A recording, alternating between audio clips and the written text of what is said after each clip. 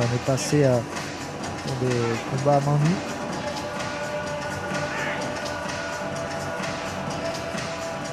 Vodao, hein, c'est la voie guerrière, évidemment. C'est la même logique que Budo, en fait, d'une certaine façon. Pour ceux qui sont plus familiers des termes japonais. C'est l'idée de pratiquer pour devenir un expert, mais aussi pour devenir un être humain plus accompli. C'est une tradition philosophique, spirituelle qui traverse aujourd'hui tous les arts martiaux, pour ainsi dire.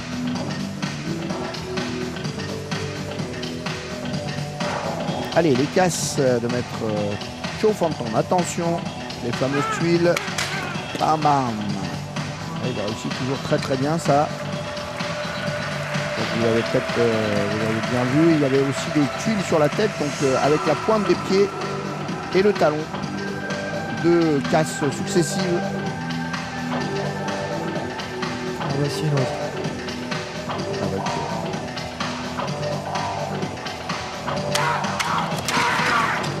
et voilà, ça casse des tuiles. Le style de notre Cho Fanton. Il y a quand même de l'épaisseur.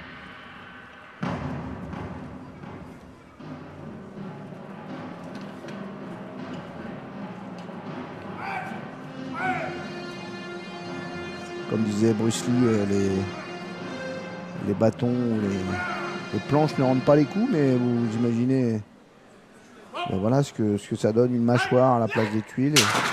Vous avez une idée de la puissance. Et ça, c'est le grand classique de la casse sur le corps.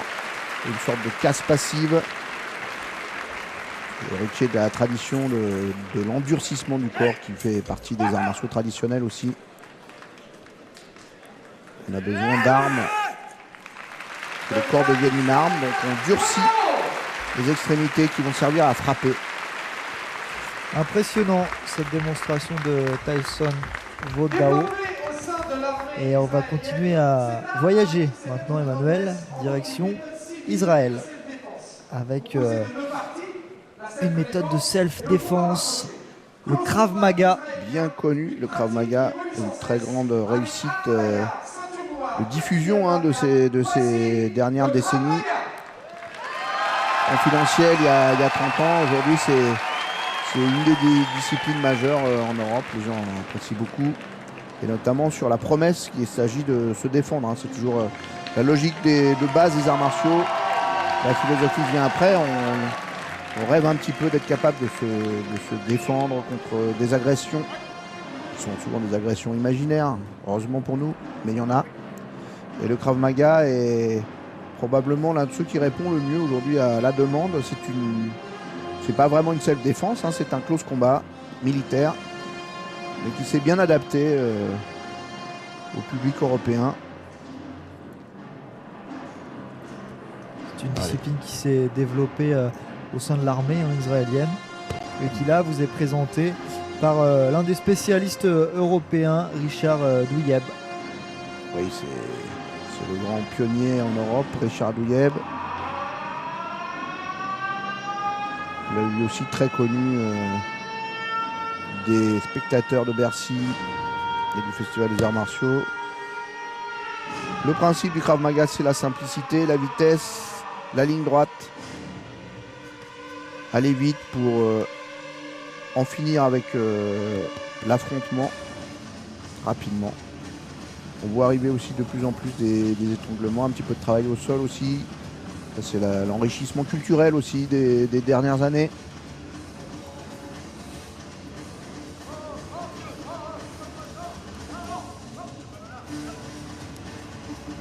Alors, il y a plusieurs groupements de Krav Maga. Donc là, effectivement, c'est le groupe Richard Douyeb. C'est une fédération européenne aujourd'hui. Il y a aussi un groupe qui est lié à la Fédération française de karaté, qui est le groupe officiel en France,